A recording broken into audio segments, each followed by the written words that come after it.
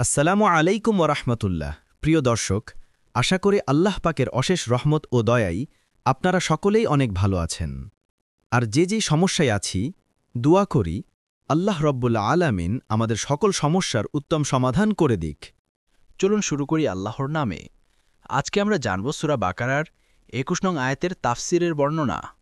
ইয়া আইয়ুহান নাসু উবুদু রাব্বাকুমুল্লাযী খালাকাকুম ওয়াল্লাযীনা মিন ক্বাবলিকুম লাআল্লাকুম তাত্তাকুন।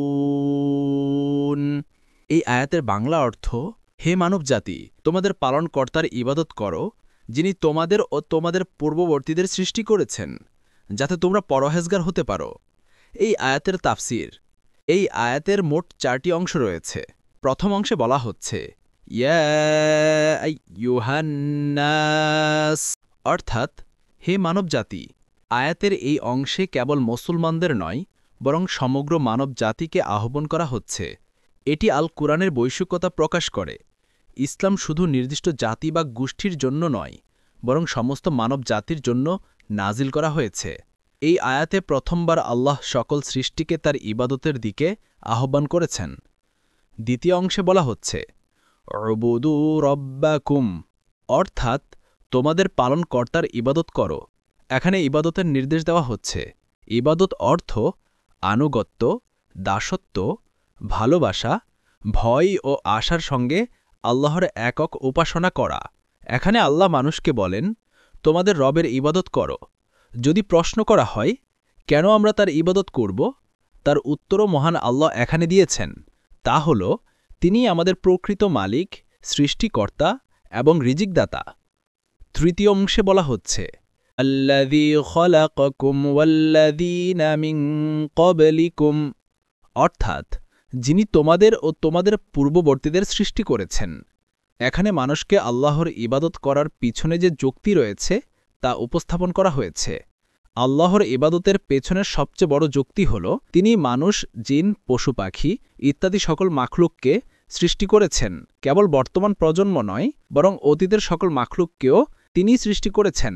ফলে আল্লাহ ছাড়া আর কারও ইবাদত করা যুক্তিসম্মত নয়। এখানে মানুষকে স্মরণ করিয়ে দেওয়া হচ্ছে, যখন এই সকল কিছুকে সৃষ্টি করার মাধ্যমে তার ইবাদতের যোগ্যতা প্রতিষ্ঠিত হয়ে গেছে, তবে কেন অন্যের দিকে ঝুঁকবে। চতুর্থ ও শেষ অংশে বলা হচ্ছে লাআল্লাকুম তাত্তাকুন, অর্থাৎ যাতে তোমরা পরহেজগার হতে পারো। এখানে ইবাদতের লক্ষ্য ও পরিণতি সম্পর্কে বলা হচ্ছে। আল্লাহ বলেন, ইবাদতের উদ্দেশ্য হতে হবে তাকওয়া অর্জন করা। তাকওয়া মানে আল্লাহর আদেশ মানা, তার নিষেধ থেকে বাঁচা এবং আল্লাহকেই ভয় করে চলা। অর্থাৎ ইবাদত ছাড়া প্রকৃত অর্থে তাকওয়া অর্জন করা সম্ভব নয়। এই আয়াত থেকে আমাদের সকলের জন্য শিক্ষণীয় বিষয়গুলো হচ্ছে: ১. কোরআন সমস্ত মানব জাতিকে আল্লাহর একত্ববাদের আহ্বান জানায়। ২. আল্লাহর একত্ববাদে বিশ্বাস স্থাপন করা, অর্থাৎ যিনি সৃষ্টি করেছেন তিনিই একমাত্র ইবাদতের যোগ্য। ৩. ইবাদতের প্রকৃত উদ্দেশ্য হচ্ছে মানুষকে তাকওয়া অর্জনে সাহায্য করা। ৪. কৃতজ্ঞতার শিক্ষা, যিনি সৃষ্টি করেছেন তার ইবাদত করাই কৃতজ্ঞতার প্রকাশ। ৫. মানব দায়িত্ব, আমাদের দুনিয়াবী জীবনের মূল কাজ বা উদ্দেশ্যই হচ্ছে আল্লাহর ইবাদত করা। এই আয়াতের সমর্থনে কিছু কুরআনের আয়াত উপস্থাপন করা হল।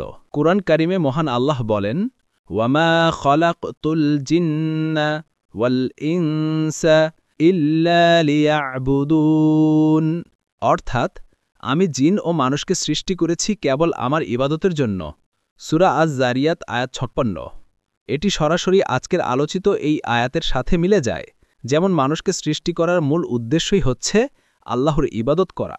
তাকওয়া অর্জনের আদেশ সম্পর্কে আল্লাহ বলেন, ইয়া আইয়ুহাল্লাযীনা আমানুত্তাকুল্লাহা হাক্কা তুকাতিহ, অর্থাৎ হে ঈমানদারগণ, তোমরা আল্লাহকে যথাযথভাবে ভয় করো।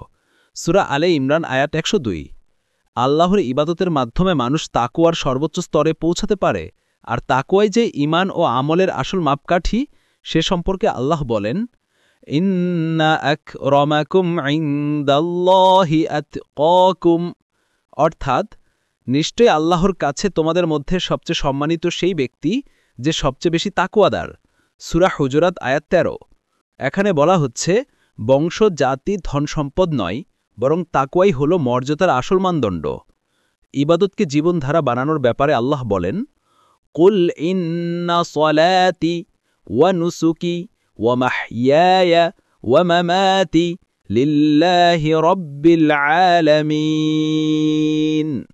অর্থাৎ বলুন, আমার নামাজ, আমার কুরবানি, আমার জীবন ও আমার মৃত্যু সবই আল্লাহর জন্য, যিনি সমগ্র বিশ্বের রব। সূরা আনআম আয়াত ১৬২। শুধু নির্দিষ্ট কিছু সময় বা দিন নয়, বরং মানুষের পুরো জীবনই আল্লাহর ইবাদতের অন্তর্ভুক্ত। আর এই ইবাদত অথবা তাকওয়া অবলম্বন করার প্রতিদান সম্পর্কে আল্লাহ বলেন, ওয়ামান ইয়াত্তাকিল্লাহা ইয়াজআল লাহু মাখরাজান ওয়া ইয়ারযুকহু মিন হাইথু লা ইয়াহতাসিব। অর্থাৎ যে আল্লাহকে ভয় করে তাকওয়া অবলম্বন করে, আল্লাহ তার জন্য মুক্তির জন্য পথ করে দেন এবং তাকে অপ্রত্যাশিত স্থান থেকে রিজিক দান করেন। সূরা তালাক। তাকওয়া শুধু আখিরাতে নয়, দুনিয়াতেও কল্যাণ ও রিজিকের দরজা খুলে দেয়। আজকের আলোচিত আয়াতগুলোর সারসংক্ষেপ হচ্ছে, সূরা বাকারার ২১ নং আয়াতে বলা হয়েছে, ইবাদত করো যাতে তাকওয়া অর্জন করো।